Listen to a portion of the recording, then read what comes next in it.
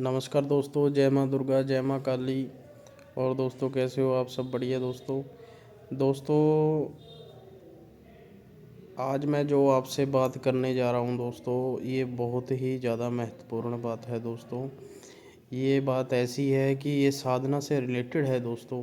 दोस्तों, कई लोग साधना कर लेते हैं या कई लोग साधना करना चाहते हैं और उनके गुरु उनको साधना नहीं करवा रहे, या तो साधना उनको उनके गुरु करवा रहे हैं पर उनको भी 5-6 दिन हो चुके हैं, पर उनको भी पता नहीं है कि साधना में कैसे और क्या करना है दोस्तों। ये जो साधनाएं होती हैं, ये साधनाओं का जो मतलब होता है, ये साधनाओं का जो कार्य होता है वो ये होता है कि आपका जो सुख है और दुख है उसको बांटना, और उसको सुख को बढ़ाना, दुख को कम करना। और जो आपकी लाइफ के अंदर साधनाओं के दौरान छलावे होते हैं, बुरे बुरे छलावे होते हैं, और आपकी ज़िंदगी के अंदर बहुत बड़े स्पिरिचुअल लाइफ के एक्सीडेंट होते हैं, यानी कि जो रात को सपनों में आपके साथ एक्सीडेंटल इमेजेस आपको दिखती हैं, और जो आपके मतलब ब्लैक मैजिक है आपके ऊपर, घर पे किसी ने कुछ किया, वो चीज़ें इसमें रुकावट डालती हैं। और जो आपके घर के आसपास नेगेटिविटी है वो आपके साधना में रुकावट डालती हैं। और इसमें सबसे ज़्यादा जो आपके पड़ोसी होता है, उसमें से अगर लगा लो 10 घर आपके नज़दीक हैं, तो 2 से 4 तो पड़ोसी तांत्रिक मिल ही जाएंगे आपको। पर वो आपको जब तक नहीं पता लगेगा जब तक आपकी साधना पूर्ण ना हो। क्योंकि दोस्तों, जो साधना होती है, साधना का नाम बहुत आसान है और साधना करनी भी इतनी मुश्किल नहीं है, पर साधना को संभालना बहुत मुश्किल है दोस्तों। ठीक है, क्योंकि सबसे पहले तो साधना करनी आसान नहीं है इतनी। साधना जब आप करोगे, उसके अंदर आपको बहुत ही ज़्यादा प्रयास करने पड़ेंगे दोस्तों। प्रयास करने पड़ेंगे दोस्तों। जब आप प्रयास करोगे तब जाके आपकी साधना पूर्ण होगी दोस्तों। और दोस्तों, जो ये साधना है दोस्तों, इसके अंदर क्या होता है, जैसे फ़कीरी लाइन की साधना अलग होती हैं, और नॉर्मल इंसान की लाइन की साधना अलग होती हैं, और संत महंतों की साधना अलग होती है। तो अलग अलग प्रकार की साधनाएँ हैं दोस्तों। क्योंकि देखो, मैं आपको बताता हूँ, जैसे एक तो हो गया फ़कीर, जो एक सूफ़ीज़्म में आते हैं, और एक हो गया अपना बाबा लोग, जो बाबा होते हैं, जैसे वो साधना करते हैं। तो दोस्तों, साधनाएँ अच्छी भी होती हैं, साधनाएँ बुरी भी होती हैं, पर इसमें सबसे जो बड़ी बात होती है कि आपने साधना करनी कौन सी है, और क्या आप साधना करना चाहते हो या नहीं। दोस्तों, इसके अंदर जो बेनिफिट हैं आपको साधना के अंदर, बेनिफिट तो बहुत ज़्यादा है, पर इसमें जो डरावने और ख़तरनाक अनुभव है ये भी बहुत ज़्यादा है। इसके अंदर क्या होता है, व्यक्ति पागल होने की भी कगार पर पहुंच जाता है कि अगर इस व्यक्ति को पूरा ना बताया जाए। अगर उसका गुरु लगा लो इतना साइंसेबल, इतना सेंसेबल नहीं है, इतना ज्ञानी नहीं है, तो वो अपने चेले को पागल भी कर सकता है दोस्तों, अगर उसके गुरु ने कोई साधना न की हो। तो दोस्तों, इसके अंदर क्या होता है, अनुभव जो बहुत ज़्यादा खतरनाक होते हैं, और जो फ़ायदे होते हैं उसके अंदर भी बहुत ज़्यादा अनेक होते हैं। जैसे आपके जो चक्रास है वो भी खुलते हैं, वो भी बनते हैं, और आपका वो भी स्ट्रॉन्ग हो जाता है, पावरफुल हो जाता है। जो आपकी लाइफ जर्नी है वो भी बहुत अच्छी हो जाती है। जैसे आपके घर में कोई दुख है वो दूर हो जाता है दोस्तों। आपका जो घर एक कमरे वाला है वो 10 कमरों वाला बन जाता है। मतलब कहने का मतलब ये है कि जो आपके बंद रास्ते हैं वो खुल जाते हैं। ये नहीं है कि आपके जो पिछला जन्म है आपने बहुत बुरे कर्म करे हैं, आपने अब भी कर्म बुरे कर रहे हो आप, और आप साधना करके अच्छा करना चाहिए, ये नहीं होगा आपका। मैं बताऊँ आपको, इसमें क्या होगा कि अगर आपने साधना कर ली, वो साधना करने के बाद आपने अच्छे कर्म कर रहे हो आप, चाहे आपको 5 दिन हो गए चाहे 10 दिन हो गए, तो उसी प्रकार से आपको साधना के साथ साथ लाभ मिलता जाएगा। ये नहीं है कि आपने अब कोई किन्नरी साधना, कोई अप्सरा साधना, कोई यक्षिणी साधना, कोई गंधर्व साधना, कोई माँ काली की शादी का, यानी कि जो माँ काली जी की होती हैं सेविका, उनकी साधना आपने कर ली। तो अब सोचो कि मैं किसी का वशीकरण कर दूँ, किसी का मारण कर दूँ, किसी का कुछ कर दूँ, तो वो आपके साथ बुरा होएगा ही होएगा। क्यों? क्योंकि पहले तो आप कर दोगे, फिर महीने बाद आपके साथ भी हो जाएगा।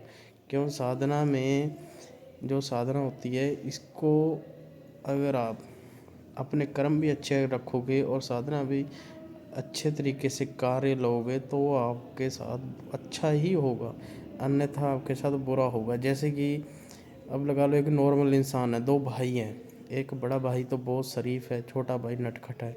अब लगा लो बड़े भाई ने कभी किसी को परेशान नहीं किया, पर वो बड़ा भाई गरीब है, पर वो रोटी तो खा रहा है। अब छोटा भाई है, वो बहुत ख़राब है, उसने सबको परेशान किया, सबसे पैसे लिए, मार पिटाई करी, तो वो क्या है, वो जेल ही जाएगा, यानी कि वो पाप ही कर रहा है ना, उसको उसकी सज़ा ज़रूर मिलेगी।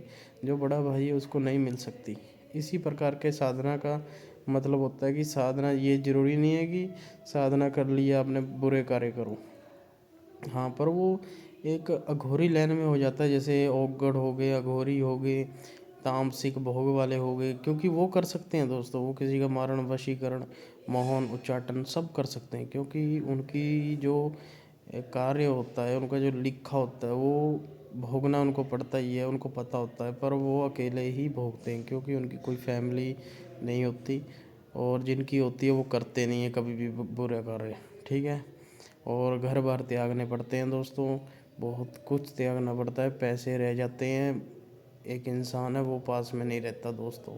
चाहे तो हम भी बहुत कुछ कर सकते हैं दोस्तों, अब यूट्यूब पे यहाँ पे बोल दे कि हाँ जी हम वशीकरण कर दें, लाओ जी हमें 1 लाख रुपये पर दोस्तों पता है क्या बात है, पैसा कहने का मतलब है कमाया तो बहुत जरिए से जाता है, पर जब निकलता है ना तब वो बहुत बुरी तरीके से निकलता है। कहने का भाव ये है, अगर मैं किसी से 10 रुपये भी ले रहा हूँ ना, तो मेरा 10,000 बन के निकलेगा दोस्तों, इतना याद रख लेना। और इतना तो ये है कि जब आपने इस जन्म में ही अच्छे कर्म करे हैं, तो अगर आपने पिछले में बुरे कर्म करे हैं तो इस जन्म में भोगने पड़ जाते हैं। वो बंदा बोलता है ना, यार मैंने तो कुछ किया ही नहीं, मैं क्यों भोग रहा हूँ, वो पिछले जन्म का ही होता है। इस प्रकार से अगर आप अच्छा ना कर सको, नहीं बुरा ना कर सको, तो अच्छा भी मतलब किसी का मत करो, मतलब अच्छा ना कर सको तो बुरा भी मत करो किसी का, कहने का भाव ये है। पर जो मेन बात मैं आपको बता रहा हूँ कि आप साधना कर सकते हो, इसमें कोई प्रॉब्लम नहीं है, पर आपकी जो लाइफ है उसको आप पहले सेटल करो कि आप करना क्या चाहते हो। आप एक तरह की इसमें पढ़ाई करना चाहते हो या साधना करना चाहते हो, या अपनी लाइफ को एक ऐसे जीवन पे लेके जाना चाहते हो जिस पे आपको कुछ मार्गदर्शन भी मिले, और आपका जो स्पिरिचुअल लाइफ है इसके अंदर आप आगे बढ़ो दोस्तों। कहने का भाव ये है कि देखो, जो गुरु होता है वो गुरु कभी भी आपको पूरी चीज़ नहीं बताएगा। जैसे कि आपको कोई साधना दे देगा, आपने साधना कर ली हैं, आप साधना से कार्य भी ले रहे हो, भोग चढ़ा रहे हो, मिठा चढ़ा रहे हो, गंगा जी के किनारे पे जाके चढ़ा रहे हो, पता हमें सब है। कैसे आप ये सोच रहे हो ना गुरु जी को पता नहीं है, ये ऐसे वीडियो बना रहा है, मैं एक बात बता दूं, पता मुझे सब है, पर मैं बोलता नहीं होता। और कई रील में कमेंट भी करते हैं कि रुद्राक्ष की माला दूसरी उंगली से कर रहे हो, इस उंगली से। ओ भाई, हमें पता है हमने कैसे अपना माला जपनी है, ये आपको नहीं पता। ठीक है?